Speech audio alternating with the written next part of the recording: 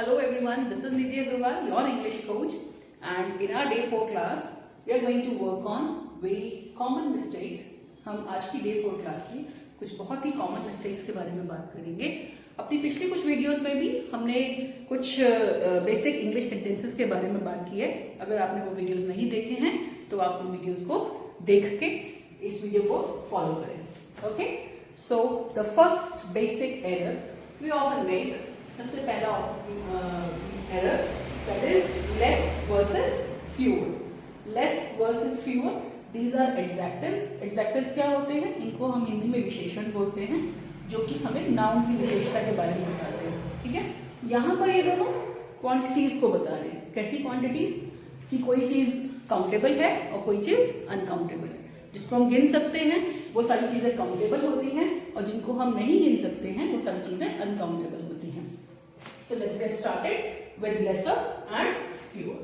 So for less, we will use it for countable nouns, uncountable nouns, that is milk, oil and water. हम इन चीजों को गिन नहीं सकते हैं, हम इन चीजों को नाप सकते हैं. Same. Then next is fewer. Fewer, it means we can use it for countables. ठीक है, countable nouns जैसे कि people, students and coins, etc. Here, so let's have a look on their examples. If we say less people came to party, party में बहुत ही कम लोग आए थे. Meaning ऐसा बोलना है कि पार्टी में बहुत ही कम लोग आए थे. जितने इनवाइटेड थे उतने लोग नहीं आए थे. तो as I already told you कि less is use for uncountable nouns. Less जो है वो अनकाउंटेबल नाउन्स के लिए यूज होगा. People are countable nouns. People क्या है? एक काउंटेबल नाउन है. तो यहाँ पे आप देख रहे हैं एक एरर आ गया है.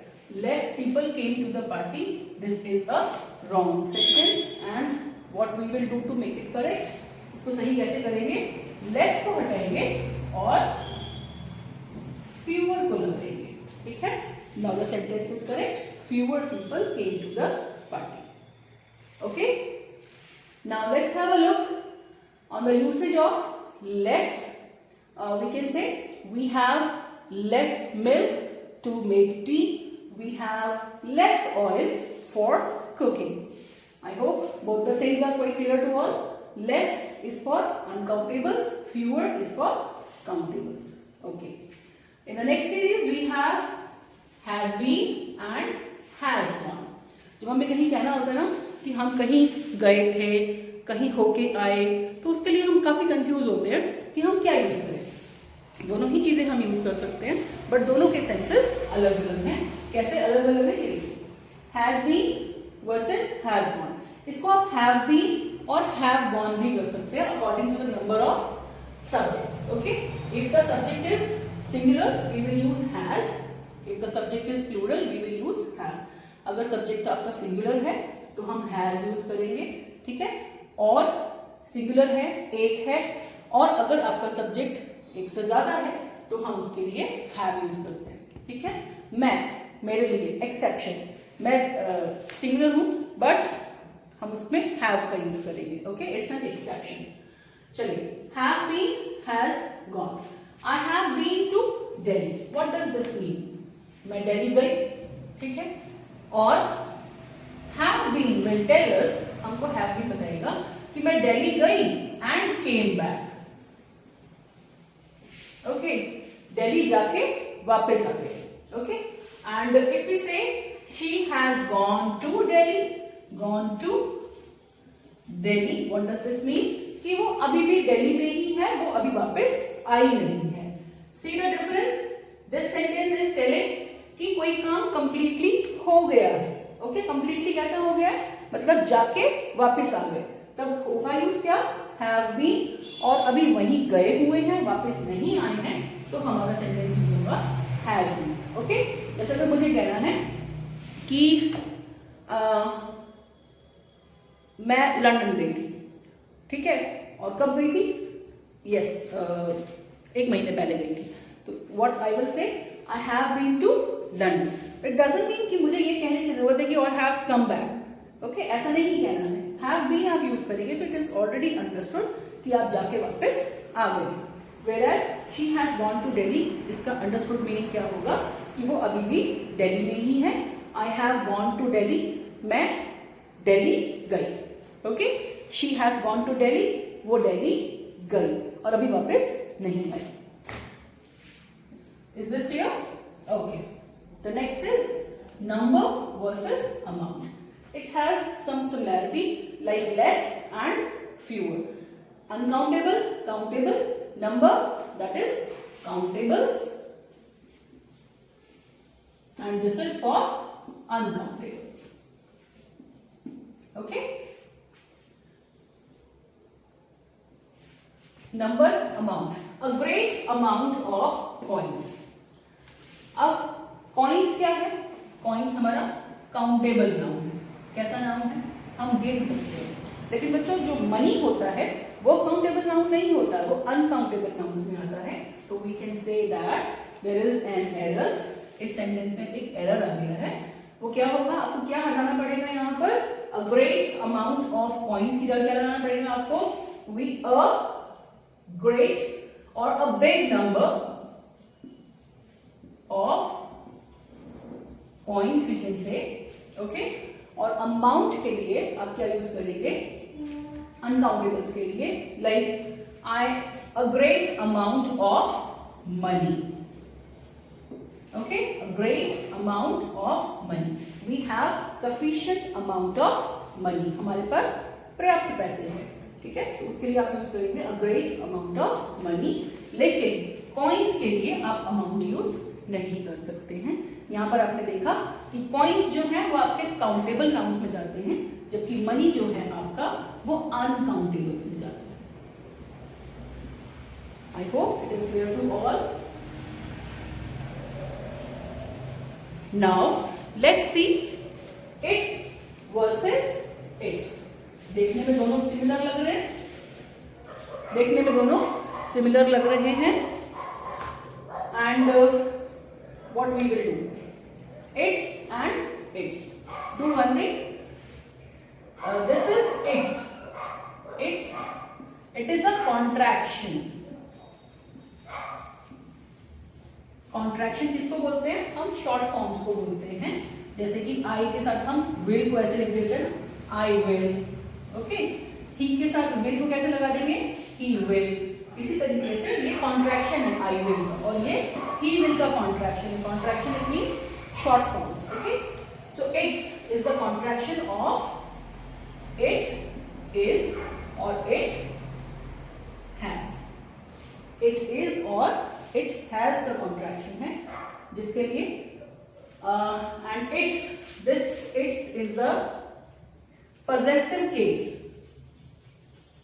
Possessive case for, जैसे कहते हैं ना कि मुझे वो होटल तो पसंद है नहीं, जैसे अगर मुझे वो होटल पसंद नहीं है तो मैं कैसे बोलूंगी कि I don't like that hotel but I like it's ambience. Okay, it's ambience, तो कौन सा यूज करेंगे?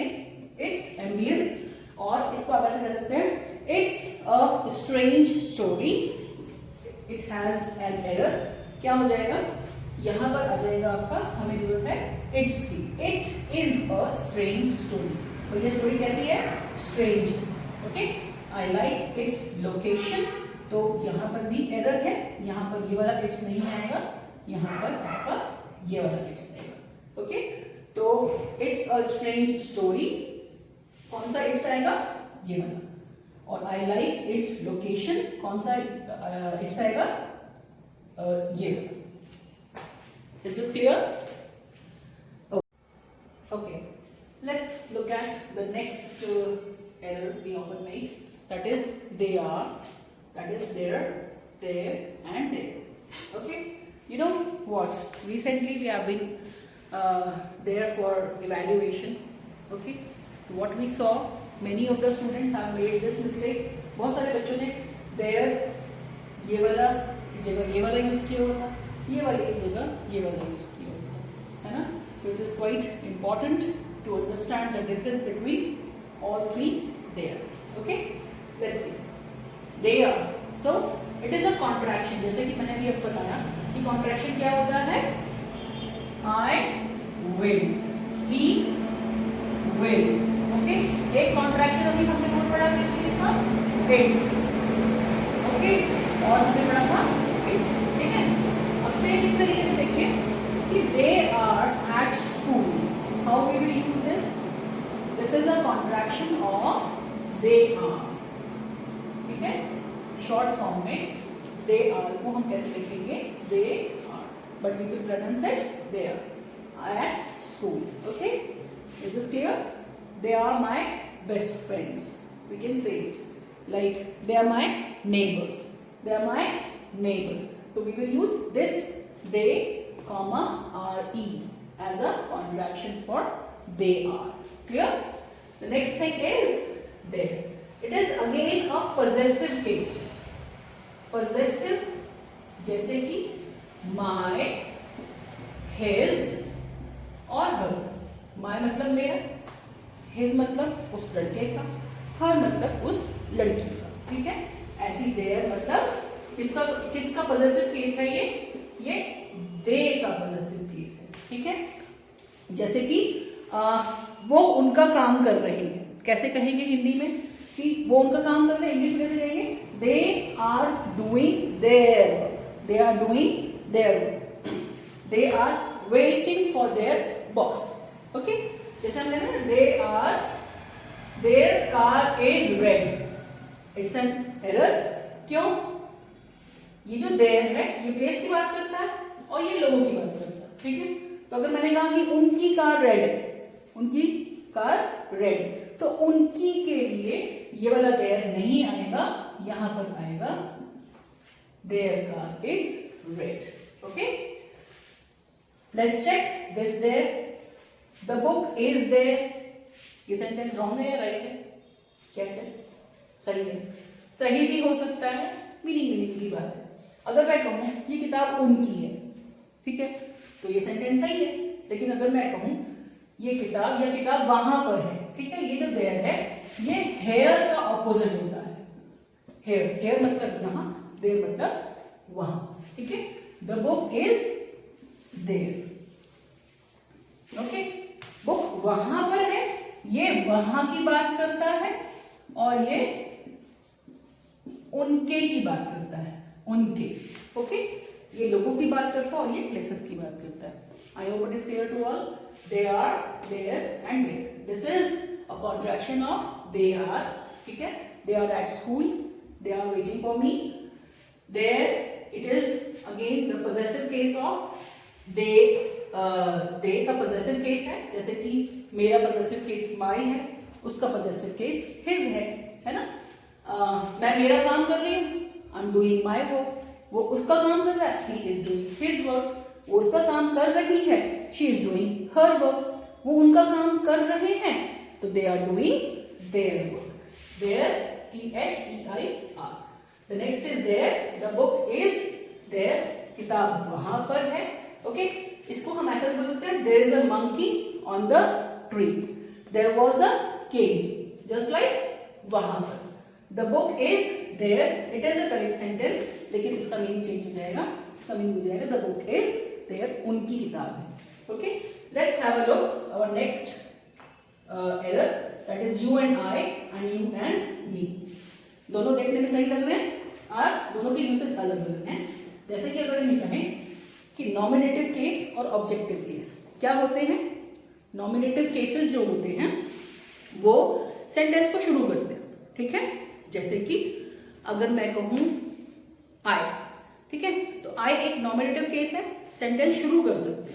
लेकिन क्या आई पे हम सेंटेंस को खत्म कर सकते हैं? सेंटेंस खत्म होगा मी पर. ओके, तो जो सेंटेंस शुरू करता है वो नॉमिनेटिव केस होता है और जो सेंटेंस को खत्म करता है वो ऑब्जेक्टिव केस होता है. सिमिलरली यू एंड आई जो है वो आपका नॉमिनेटिव केस है. ठीक है, ये वी का काम करता है. किसका काम करता है? वी. हाँ, जैसे कि मैं कहूं you and I are going to a walk.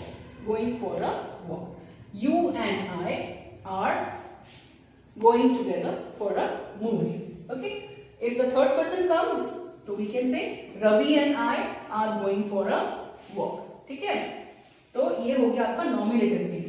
इससे सेंटेंस को हम शुरू कर सकते हैं लेकिन खत्म नहीं कर सकते हैं. ऐसे ही यू एंड मी ये आपके ऑब्जेक्टिव केस है. ऑब्जेक्टिव केस मतलब ये सेंटेंस को खत्म कर सकते हैं, शुरू नहीं कर सकते हैं.